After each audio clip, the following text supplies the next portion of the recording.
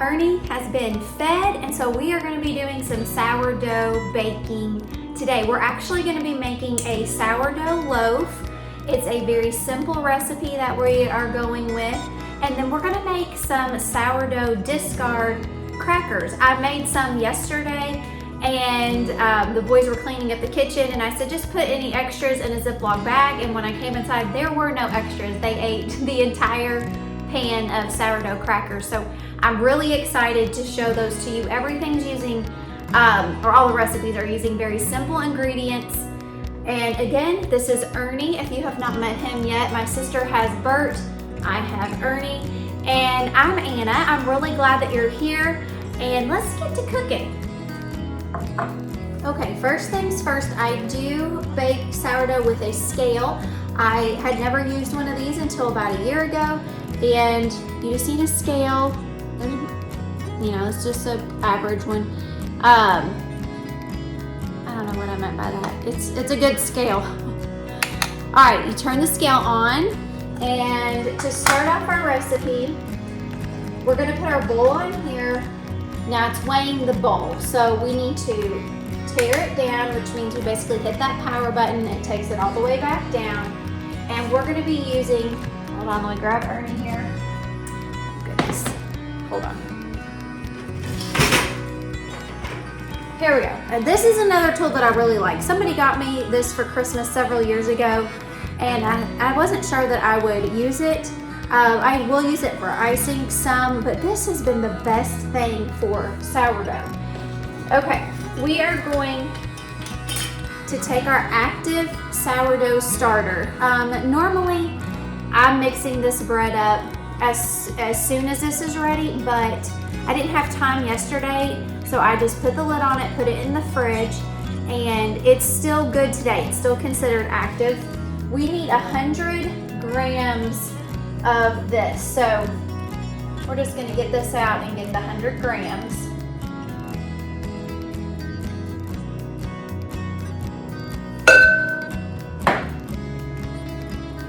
Okay, now that we have our 100 grams of active sourdough in here, we're gonna tear it down again. So hit it twice, it takes it all the way back down to 0, and we're gonna be mixing in 315 grams of water. This is my gurgle pot. Listen. I know, really cool. Anyhow, 315 up to 340 grams for a lighter loaf.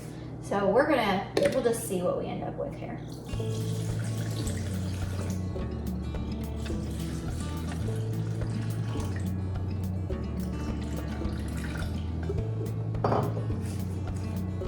All right, so we ended up with about 328 grams, which will be just fine.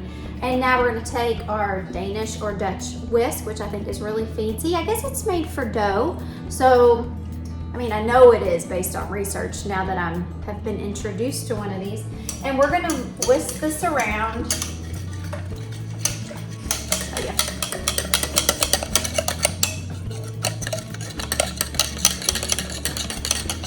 Okay. Now that that's done, I'm going to tear it down again because that is in there. We are going to be adding in 2 teaspoons of sea salt. Now actually it is 10 grams, but sometimes this is so light it doesn't really pick up. So I go with the measurement of 2 teaspoons. So that's what we're going to add in.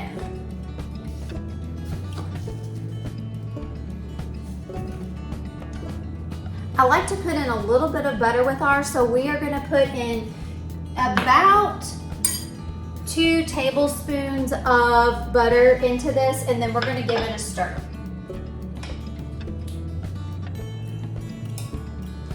You know, it doesn't really break up super well right now while I'm stirring.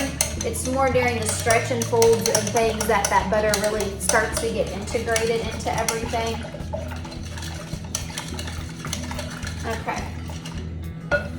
Now that that's mixed up, we're going to be adding 500 grams of bread flour. This is an unbleached bread flour that I have, and it's not going to make it. So I have another bag. This one is unbleached bread flour organic. Both are King Arthur. Again, tear it down to 0. So I just hit that button until it got to 0. And we are just gonna pour this flour in till we get to 500 grams. And I'm gonna show.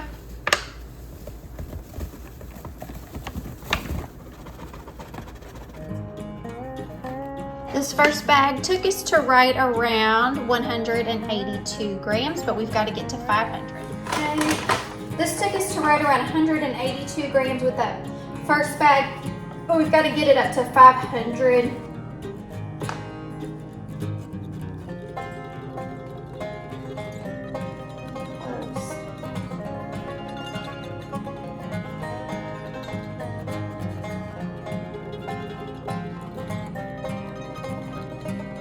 There we go. Okay. And we're going to stir this around and we're going to get a nice shaggy dough. And after we get that, we're going to cover it with this handy dandy cover, reusable cover. My sister got this for me as a gift when we started baking with sourdough about a year ago. I know we're way behind the COVID curve of baking with sourdough. Normally what we bake with, or do still, measuring cups. So the whole thought of this sourdough and scale, I was like, are you sure you can't just put that stuff in a measuring cup? I mean, there's got to be another way, but we have figured it out. It was a lot at first, just when you're not used to, making anything without a measuring cup. It just seems very odd to do that. I don't really need this sitting on the scale anymore.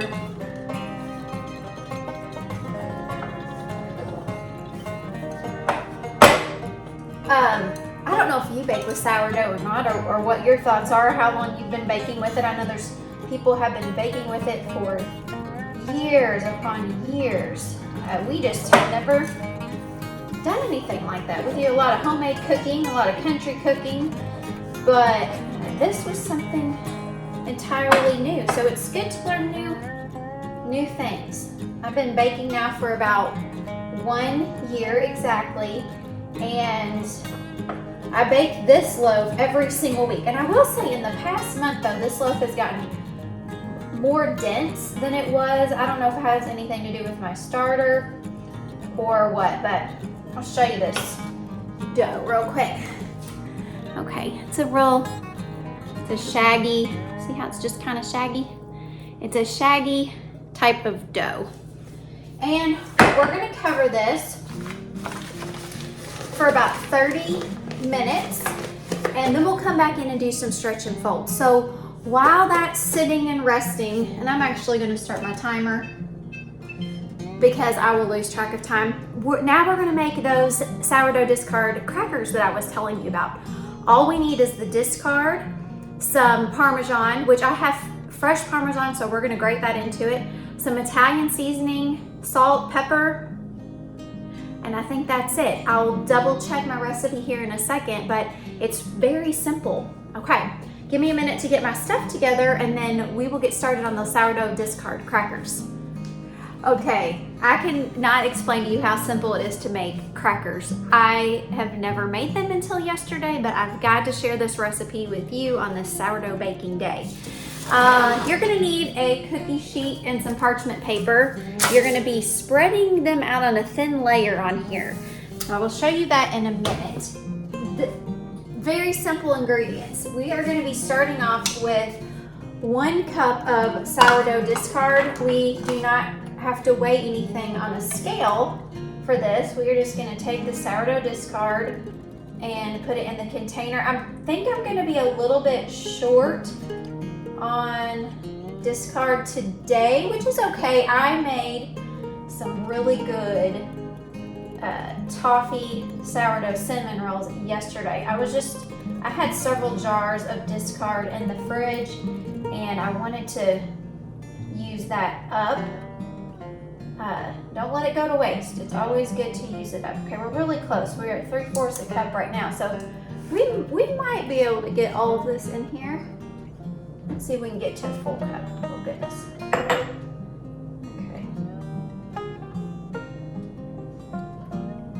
We're super close. We're a little over 3/4 cup. So I had a little bit left from the bread, which is perfect for this. You can use active for this recipe if that's what you have, but it's also fine with discard as well. Okay. Gotta clean my hands. Okay, hands are clean. We're back. I forgot to mention that I preheated the oven to 350 degrees. Got my pan out, put the parchment paper on, and then started this. Okay, now we're going to be putting 3 tablespoons of olive oil.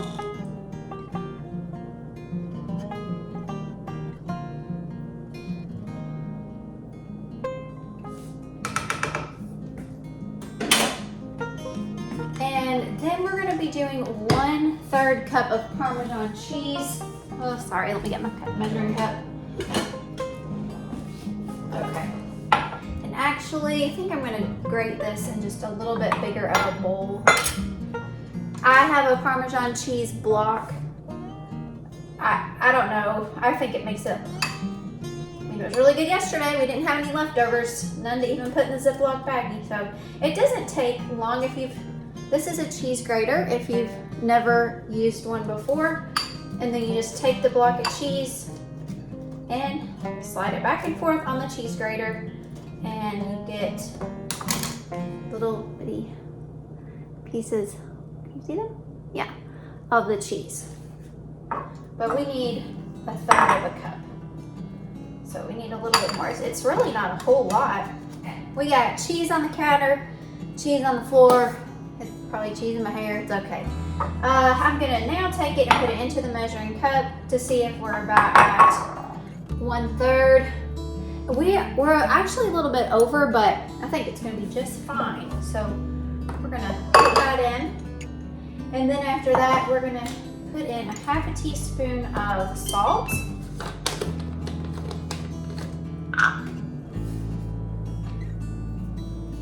And some Italian seasoning. We're just gonna put in 1 1/4 teaspoon. So 1 1/4 teaspoon. Okay, that's it. We're gonna mix that up. And then comes the cool part of spreading it on the pan.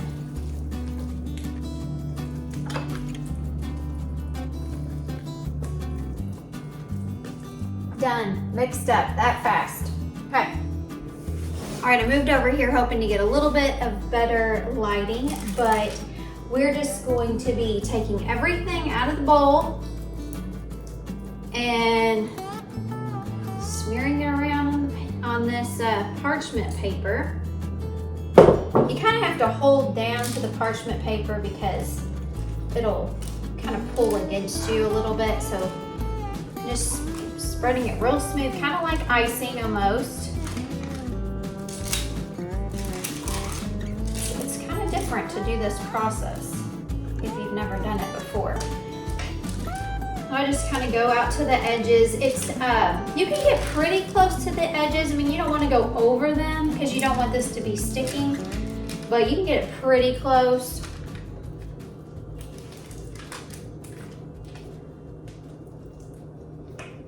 Just keep going until you get that nice thin layer. For some reason, I feel like it's making more today than it did yesterday. It wasn't quite as thick. But this is a really good way to use up sourdough discard. No need to throw it away.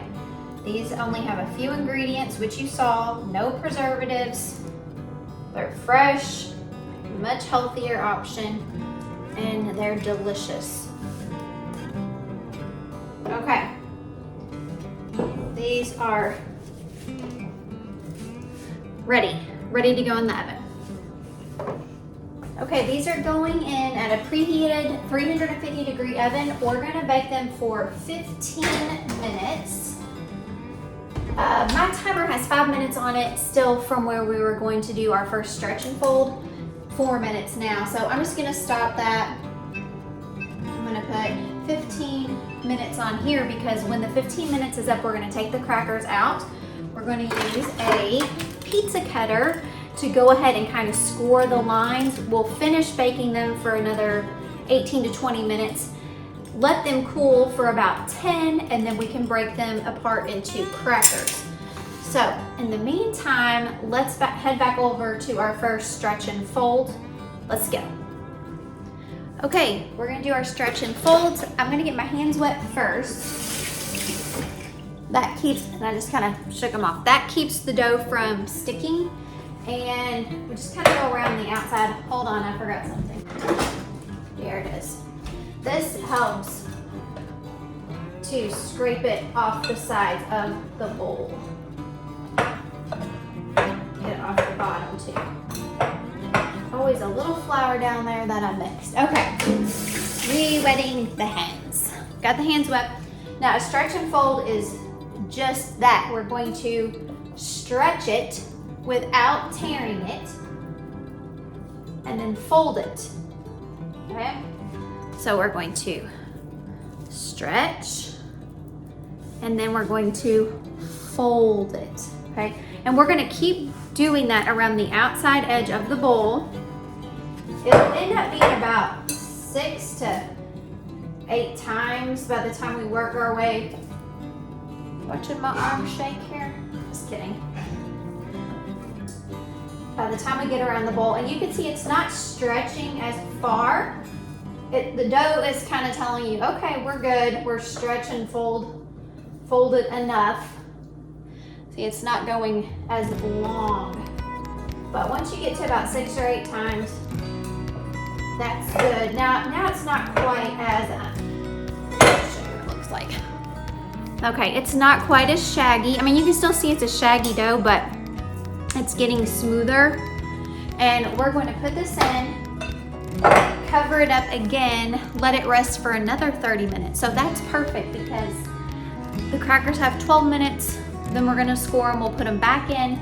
About the time that all that's done and they're cooling, we'll do another stretch and fold. So take a break. I'm gonna take a break. I'll see you in a few minutes.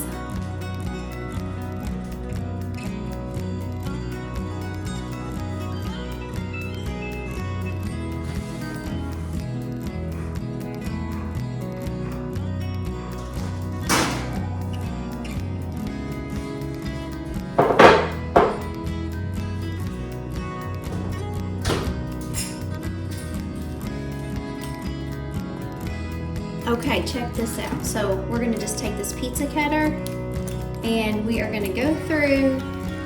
You could do little crackers, big crackers, however you want to do that.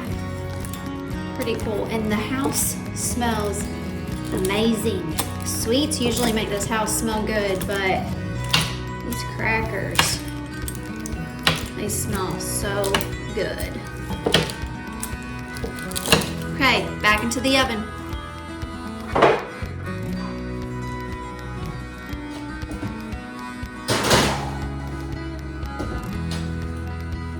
They're back in. I set the timer for about 19 minutes. They do need to be a golden brown, and you're gonna see why. They can, if they're a little bit lighter, which typically I bake on the side of being lighter as opposed to darker. But if you want like a crispier, crunchier cracker, they need to be more of a true golden color, not a lighter color. So I'll show you here in about 20 minutes. Once we take those out and look at them, let them cool, we'll do another stretch and fold with our sourdough bread. All right, we are about 3 minutes away from getting those crackers out. They're starting to turn that golden brown color. In the meantime, I had to get dinner ready, so I thought you might be interested in that. But we are gonna be having some mashed potatoes, so I cut those up. And also, I'm getting ready to take this delicious back strap. I'm not sure whose deer this one is, but sometimes we'll write the names of who got it. This one from 1027. Oh my goodness. These are, I mean, the filet mignon of deer. They are the absolute, they're my favorite part. So I'm gonna show you how easy it is to season them up, okay? Let me get this thing turned here. There we go. All right, so good. We are gonna take Better Than Bouillon, this paste right here, and let me grab we can use this. Okay, we're gonna just take this out. We're gonna get plenty for both. Probably gonna need a little bit more than that. So I'm just gonna put some on the side so I don't contaminate this. Put it in the sink real quick. Back. So now, oh man, we got 1 minute. That's all right, we can do it. We can make this happen. All right, we're gonna just spread this Better Than Bouillon paste on both sides of the tenderloin. And also, I set this out when we first started making all the sourdough because I like it to get to about room temperature before I start cooking with it. Okay, that's it. Now we're gonna salt and pepper this real good. We're gonna cook it in the cast iron. We're gonna sear it on both sides. We're gonna pop it into a preheated about 420-degree oven. And then we're gonna let it rest for about 10 minutes. The full recipe is over at keepitsimpleinasou.com. You do need to check it out. All right, I gotta wash my hands because these crackers are about ready to be done. Okay, I am going to show you these because, can I flip this thing? Oh, I cannot. Ooh, hold on. Okay, I just want to show you the golden brown versus the light color. That light color is going to be a chewier cracker. So we are going to let these go for another, probably at least 3 minutes, just based on how they are looking right now. Okay, timing wise, that was perfect. So let me show you. They're hot. Here we go. They're out of the oven. You can see there's some lighter ones as well as the dark ones. We're gonna let these cool for 10 minutes. While all that was going on, timing was perfect because we're gonna use this same pan here in a second to put some asparagus in the oven to go with our deer tenderloin and our mashed potatoes that we'll be having for dinner. I know this is a sourdough baking day, but you know, if you're sticking around, we might as well fill the time with something productive, which dinner is essential around here. So, all right, let's get over there and do our stretch and folds while these crackers cool. Oh, I forgot. I like to add a little bit of salt and pepper to them when they are cooling. You could do like another seasoning of choice or whatever, but salt and pepper seems to do it for most things. Just keep it simple. All right, let's go do our stretch and folds. All right, we're gonna do our stretch and folds now. Remember, it's literally that. We're gonna get our hands wet so the dough does not stick to them. I got my husband trapped in here. There he goes. Oh man. All right, we're gonna have to come back to the stretch and folds because I have to flip the deer tenderloin real quick. You don't mess around with this stuff. You want it to be good and tender. All right, that's got 2 minutes. Okay, re-wet the hands. Okay, again, stretch and fold. Stretch and fold. We're gonna work our way around. So we do this about 6 to 8 times. You wanna stretch till it doesn't tear. You don't want it tearing.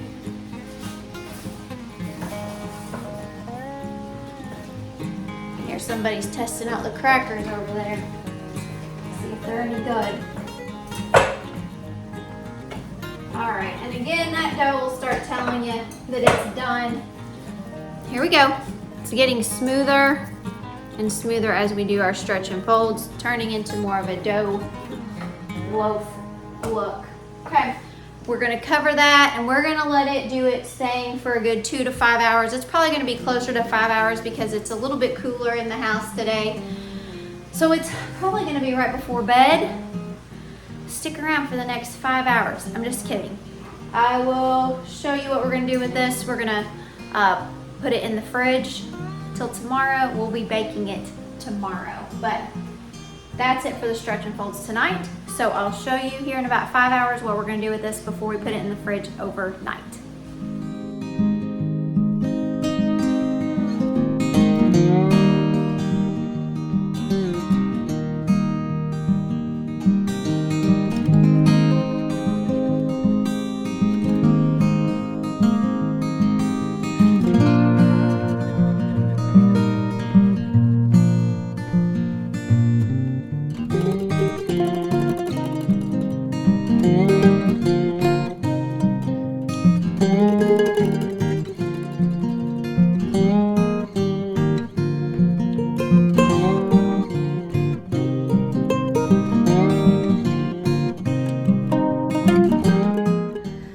We are almost double, but not quite. So we are gonna take this out.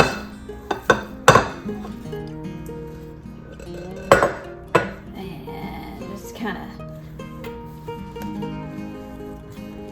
fold it over, give it another fold. Then we'll flip it and pull it towards us to make it a little bit round. There we go. We're gonna flip it over, let it rest in here for about 20 minutes, and then we'll cover it and stick it in the fridge until tomorrow.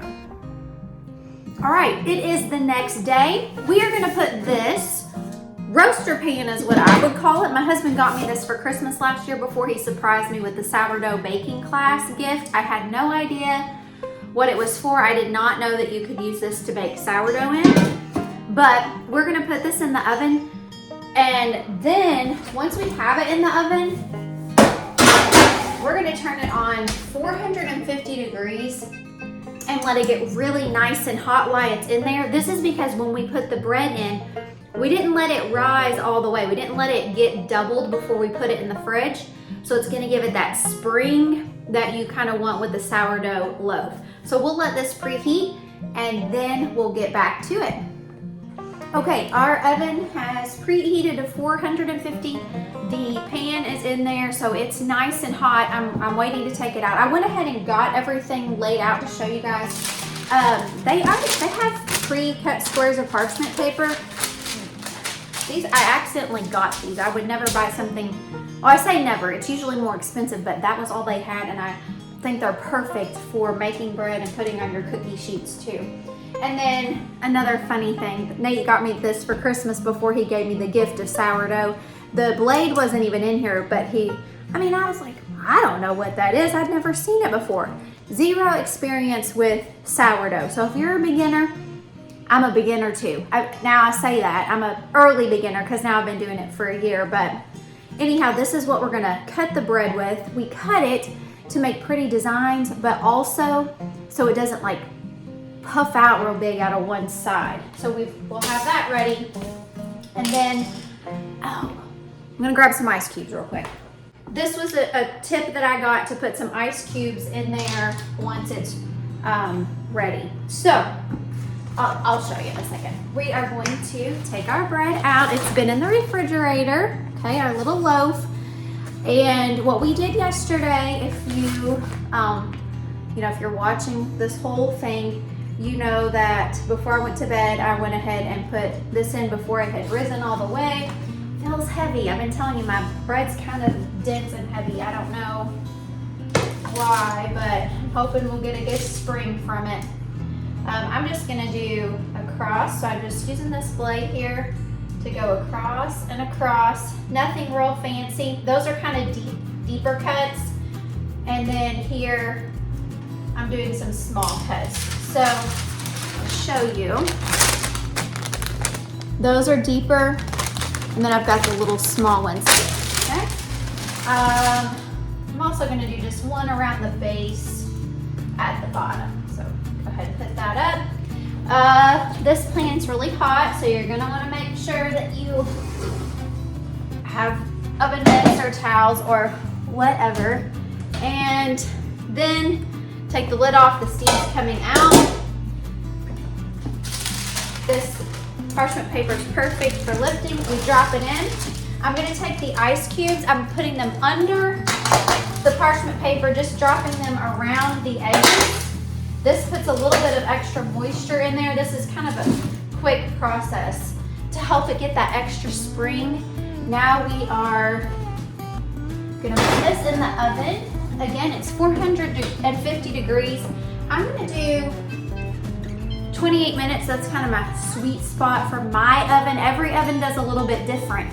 So you just have to figure it out with trial and error, mess up, back off the time, add more time, whatever it is. But go get some stuff done and then come back and we'll reveal how it's going, put it back in for a few more minutes, and then let it cool.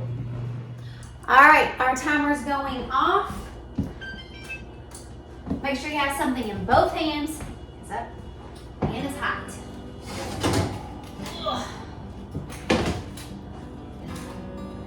Ooh, looks good. Let me show you.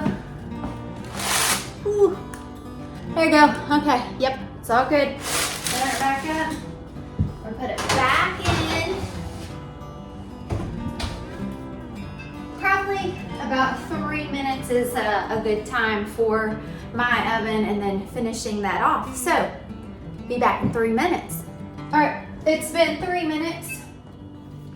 I'm gonna get this out of the oven. It looks really good. Turn the oven off carefully. Move it on over here.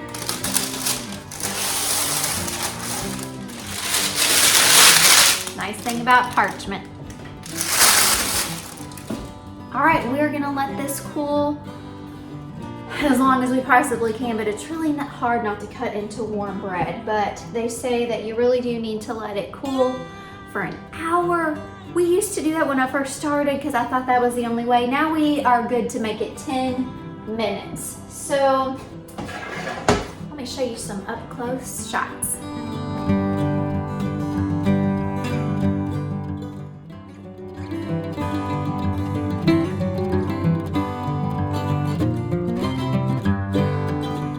Well, I think we're gonna call this video a wrap. It went on for 2 days because we have this thing waits. You have to wait for sourdough. You want it nice and fermented. Anyhow, I'm glad you joined me. Let me know if you have any beginner questions. I can definitely relate and find the answers. I can't say that I have the answers, but since I'm a beginner myself, don't feel embarrassed about asking it. We can figure it out together. Make sure that you like and subscribe, and thanks for supporting my small channel.